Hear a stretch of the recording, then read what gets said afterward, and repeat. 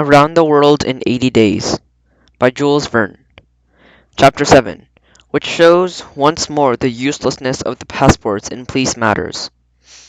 The detective left the wharf and turned quickly towards the consul's office. Immediately upon his pressing demand he was ushered into the presence of that official.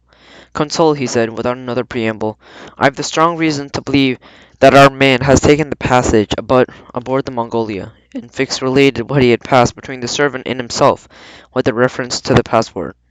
"Well, Mr. Fix," replied the consul, "I would not be sorry to see the face of this rogue, but perhaps he would not be present himself in my office if he is what you suppose. A robber does not like to leave behind tricks of passages, and besides, the formality of passports is no longer obligatory." "Consul," replied the detective, "if he is a shrewd man, as we think, he will come to have his passport visaed. Yes, passports never serve but to incommode honest people, to aid the flight of rogues. I warrant you that his will be all regular, but I hope certainly that you will not visa it." "And why not? If his passport is regular, I have no sight to refuse my visa. But, consul, I must retain that this man has, until I've received from London a warrant for arrest." "Ah, Mr. Fix, that is your business," replied the consul, "but I cannot." The consul did not finish his phrase. At this moment there was a knock at the door of his private office, and the office boy brought two foreigners, one of whom was the very servant who had been talking with the detective. They were, indeed, the master and the servant. The master presented his passport, asking the consul briefly to be kind enough to visa it. The latter took the passport and read it carefully, while Fix, in the other corner of the room, was observing, or rather devouring, the stranger with his eyes.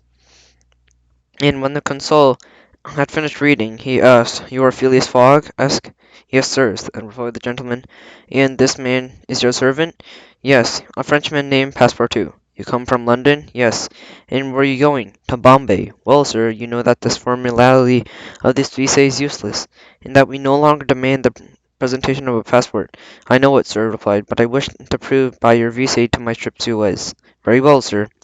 And after the consul, having signed and dated the passport, affixed his seal, Mr. Fogg settled the fee, and having bowed coldly, went out, followed by his servant. "Well?"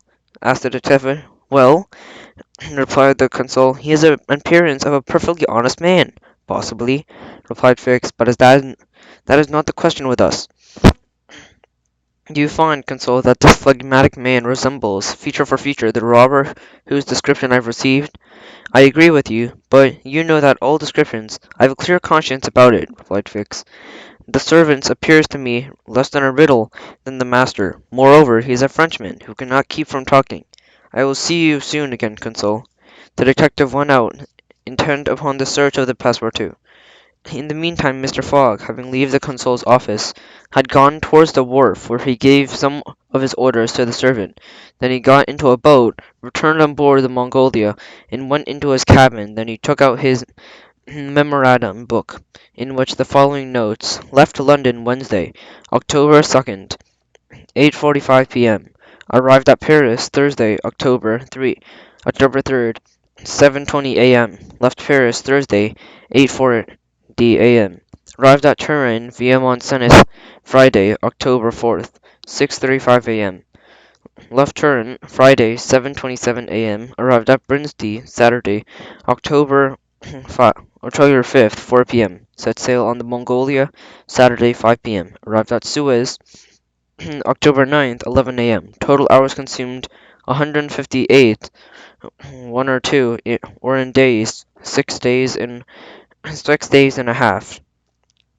Mr. Fogg wrote down these dates in a guidebook arranged by columns, which indicated from the 2nd October to the 21st of December, the month and the day of the month, the day of the week, and stipulated the actual arrivals of each principal point. Paris, Brinsde, Suez, Bombay, Catulla, Singapore, Hong Kong, Yokohama, San Francisco, New York, Liverpool, and London, which allowed him to figure the gain or made by the loss experienced at each place of the route. In this methodical book he thus kept an account of everything, and Mr. Fogg knew always whether he was ahead of time or behind. He noted that down in this day, Wednesday, October 9th, his arrival at Suez, which agreeing on the stipulated arrival neither made a gain nor loss, and he had his breakfast then served up in his cabin. As to seeing the town, he did not even think of it, being that the race of Englishmen who with their servants visit the country that they pass through.